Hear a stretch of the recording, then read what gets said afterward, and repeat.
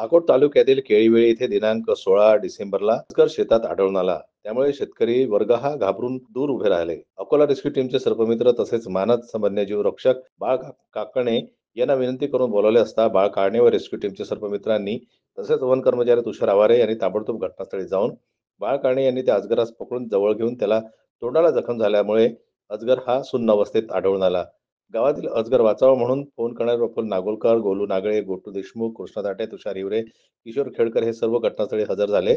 आर.एफ.ओ. विश्वास थोरात व वनपाल गजानन इंगळे यांच्या सूचनेनुसार त्यास वैद्यकीय दवाखान्यात नेले असता अजगर वाचावा म्हणून 2 तास त्यावर शस्त्रक्रिया करण्यात आली.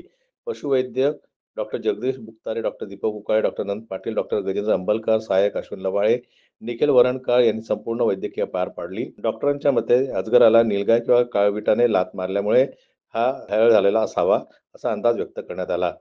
अजगर हा हरण, रानडुक्कर, माकडे, घुशी, उंदीर यांना खाऊन निसर्ग चक्र सुरक्षित ठेवतो, अशी माहिती त्यावेळी देण्यात आली.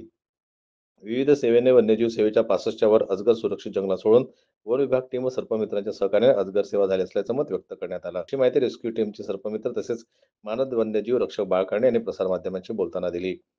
जन्मत लाईव्ह न्यूजसाठी देवानंद खिरकर यांची रिपोर्ट अकोटहून.